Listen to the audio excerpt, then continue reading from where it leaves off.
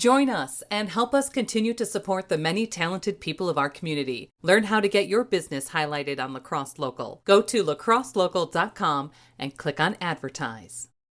The Pump House Regional Arts Center offers theatrical performances in partnership with Gray Area Productions. Local, talented artists producing thought-provoking and transformative theater with compelling stories and complex characters. Check out the calendar of performances and pick up your tickets at thepumphouse.org. Join us at the La Crosse Winter Roots Festival Saturday, February 11th at the La Crosse Center. We'll celebrate Wisconsin favorites in music, cuisine, local beer, and spirits. Grab tickets at lacrosselocal.com.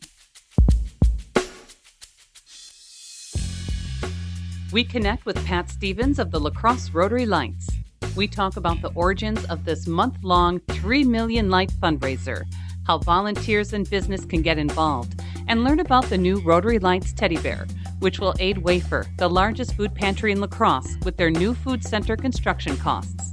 We even get some insights on his own family tradition at the La Crosse Rotary Lights. You can find more conversations, food reviews, live music, and events on our website, lacrosselocal.com. I'm Amy. And I'm Brent. And this is La Crosse Local.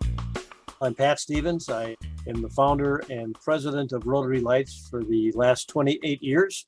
Got into this because I raised my hand at the wrong time and fell in love with the project, and I've been with it ever since. That's a great response. So what was the impetus for Rotary Lights? Like, how did it get started? Oh, we had one of our members in our Rotary Club that had visited his daughter in Oklahoma.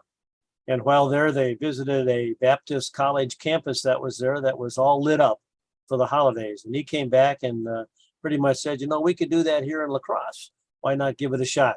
So that's where the dialogue began. And now it's hard to believe 28 years later that it's as big, and we never imagined to get this big. So for those early years, how has it grown? What was it that first year? Well, we had to go around and scrape together some seed money to buy some product. We bought our first 250,000 lights, and that's all we had in the very first year on there. Made a couple other displays and so on at that point, and was very successful even the first year. Now, as we look at year 28, we have more lights than we have trees to put them in now. So well over 4 million lights in our inventory, and Wow. 75 animated displays, and it's really a packed park at this point. It seems like you guys are doing new things every year. I'm pretty sure like the skating rink came in the last 5 years. It seems like you have live music and different entertainment. And now you have the Rotary Lights Teddy Bear. What is that project about? Well, every year when we get done paying all our bills and leave some seed money for us for the next year, whatever money we have over, we try to look at how we can help fulfill our mission statement, which is to feed the hungry. So there are about 14 food pantries in our greater area here. And at the end of that year, we give them each a check to help with their expenses and so on, and feeding the less fortunate. And last year, one of our largest food pantries in the La Crosse area, Wafer, it's an acronym, WAFER, had purchased a building, an old grocery store actually, that they wanted to renovate to make it available to serve their clientele a little easier and better and have more storage room and so on. So rather than just giving them a check, we thought we would launch a stuffed animal activity, sell those with all 100% of the proceeds going to support their capital campaign to get that done. So we ordered 3,600 teddy bears. Wow. And right now we've got them at about 22 different locations for people to purchase. They all have a tag on them, letting them know that the cute little fuzzy, warm, soft teddy bear is $20. And every penny of that is going to go to help Wafer. Wow. One thing I've always noticed being down there is just the vast amount of volunteers that spend hours. I'm pretty sure you just basically sleep there, but also business support with the different trees. How do people get involved? Do they just go to the website or talk to you directly? Well, the website does have information. That's rotarylights.org, really simple. That has all the information on both being a volunteer or being a sponsor if you'd like to invest financially in it as well. And of course, some do both. We have an application process for the nonprofits, usually goes out in September, and ask them to complete an application that tells us about their particular group, whether they'll work indoors or outdoors, will they work weekdays, weeknights, weekends, and so on. And we take all that information back, and the committee sits down. We know what jobs have to be done, and we try to match up that group's ability to perform that task. And if they do perform it, we give them some of the proceeds from the gate. And they also get a tree to decorate in the park, which has grown in popularity tremendously at this point. So this year we had 102 nonprofit organizations apply to help out at Rotary Lights. And when you add it all together, it ran at over 3,000 volunteers Wow. that help fix, repair, put it up, take it down, whatever is necessary. It's truly a very unique total community activity. I know what my family likes, from the parade to ice skating to the live reindeer and also the music. What do you look forward to the most? Well, I've had the privilege of dropping off carloads of food to the different families when we get a call that they really do need it and so on. And to know that you can make that kind of difference and help a family in that kind of stress really keeps a lot of our volunteers motivated, because I have a good number of people that have really been with me as part of this project for all 28 years, and that seldom happens. Pat, this is a kind of a question for you. So what is your driver for helping the community? You work with a ton of different various groups, do fundraise. Why do you do it?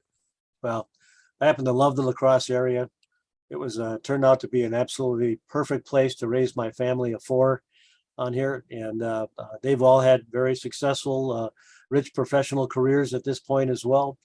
I've tried to, wherever there's a need in the area that can help improve the La Crosse area, I like to be part of it. And after all these years of experience, I have the answers to a lot of questions when people want to get something going. So I can be a good resource. And what's the secret? Where do you get your energy? Well, I'd like to say it was Jameson, but be part of it, on here and stuff. My friends always call me the Energizer Buddy on here, and that's probably true. I've been blessed with pretty good health, have a lot of determination and ambition, and I hope that never changes. That's awesome. So is there anything else that you're kind of excited about for Rotary Lights this year? Well, we did one other thing this year. We did external food drives, which we've never done before. Those that have been to Rotary Lights know that it's pretty tough to get any more cars or people through the park. We are busy all the time. So if we were going to increase our food collections, and again, that goes back to our mission of Rotary Lights, is to feed the hungry, we're going to have to do it externally. And so we put to work and got a chair for this. Ann Poppy agreed to chair that. We partnered with United Way. And I think right now we have about 24 outlets, companies that have agreed to do internal food drives at their own place of business and so on. So we're going to collect all that during November and December and be able to distribute it then at the end of December month. So that should really increase our totals. And if my math is right, over the years now, 28 years, we collected about 4.8 million food items.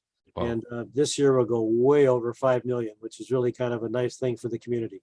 Just checking this out on your website. So people can go to rotarylights.org. Everything from the live nativity, Santa the reindeer, ice castles, even that ugly sweater 5K and helicopter rides. I don't think I've seen that one before, but man, you got a lot going on.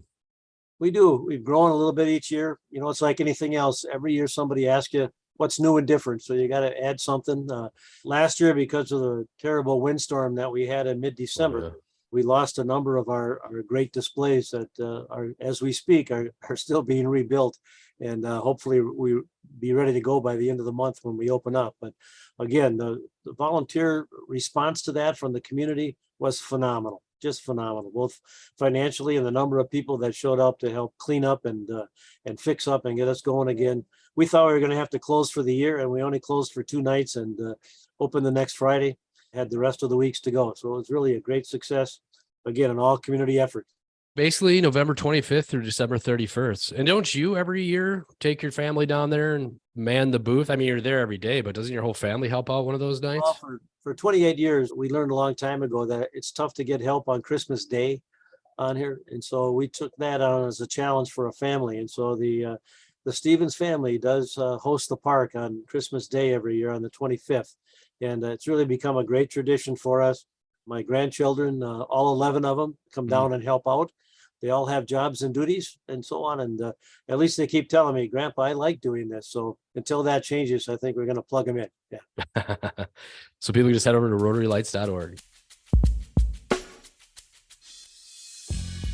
La Crosse Local Podcast is a production of River Travel Media. Do you have an interview idea you'd like to share with us? Message us on Facebook at La Crosse Local. Find out more about us at lacrosselocal.com And you can subscribe to the La Crosse Local podcast on your favorite podcast app. If you like us, rate us 5 stars. We appreciate it.